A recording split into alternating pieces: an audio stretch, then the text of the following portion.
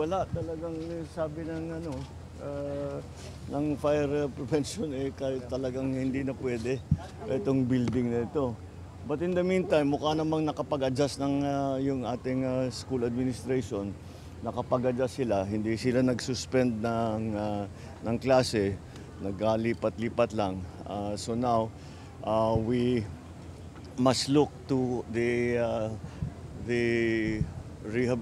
reconstruction nitong nasira dahil kahit na sa labas makita niyo structurally mukhang hindi na maaasahan yung mga siyempre yung mga structure dito kaya kailangan talagang gibahin. Buti lang hindi inabot yung katabi na building na within 30 minutes naman yung ating mga bumbero within 30 minutes na wala na yung apoy, pero it happened on Sunday morning kaya as usual electrical na naman ang naging problema, kaya yun ang kailangan natin bantayan. Siguro we have to send out we have to also, dahil ang mga school room natin, ang mga school building natin, mga school facilities natin, medyo luma na rin. Yung sa electrical, kinakargahan na natin ng computer, ng bagong fan, yung iba aircon, kaya talagang overloaded na, kaya nagkakaganto. Kaya siguro we have to look at the other schools also, na tiyakin na at the very least, may magandang fuse box para hindi makapag-overload sa ating electrical systems. But in the meantime, Public Works has already been, of course, I've already instructed the Public Works, the Department of Public Works and Highways, natignan nila, and what will it take, how soon can we rebuild it.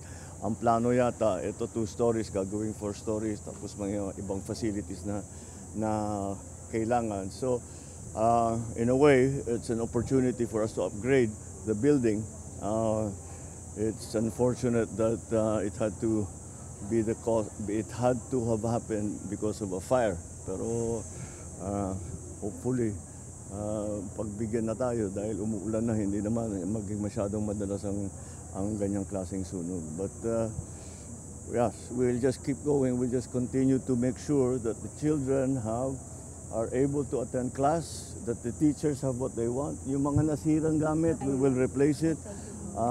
School supplies, not only of the children, but also the teachers. Yung mga gamit ng mga teacher. Nakita pa namin yung nandun na debris na sunog. So we'll have to replace that. Otherwise, the teachers cannot do their job. So that's the situation for now. All right? Question? Thank you, Mayor. Huh? Sir? Oh, Do you want a question? oh, sige. Sir, just a quick statement please on the Israel-Gaza conflict because Tel Aviv is burning already. What's your directive for Filipinos, sir? Well, I don't know what Tel Aviv is burning, but it's being bombed by Iran, and because of the Israeli move. We of course are watching our nationals both in Israel and in Iran, and as a matter of fact, we have already contacted all our nationals and asked them if they want to be evacuated. Some have asked to be evacuated out of Israel. Some now, nung una, sa Iran, ayaw nila munang umalis. Pero ngayon, meron nang sinasabi na kailangan, wala silang, natatakot na sila kaya nagpapatulong na makalabas. Ang naging problema natin sa pag-evacuate sa kanila ay dahil sa gera, maraming sarado na airport. Kaya nag-ahanap tayo ng ruta kung saan sila mailabas. But we have been able to do that. And the first batch, in fact, Secretary Dak is already on his way to Jordan, para ma-coordinate niya both the evacuees from Israel and the evacuees from Iran. Sir, raise to alert level 3 or 4? To? Alert level 3 or 4, mandatory repatriation. No, not yet.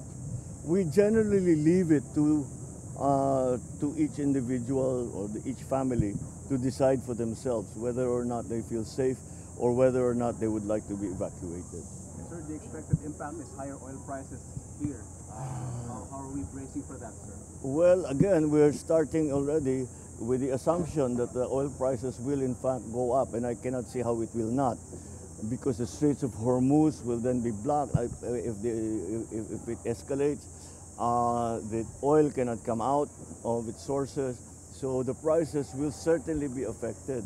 So the subsidies that we have always given, fuel subsidies that we gave to, I remember, if you remember during the pandemic, lalong-lalo na yung mga nagpapasada, yung mga para may hanap buhay naman sila, bigyan natin ng fuel subsidies. Now we will have to do the same for those who are severely affected, stakeholders, by any instability in the price of oil. Yes, it's a serious problem. Thank you. Okay.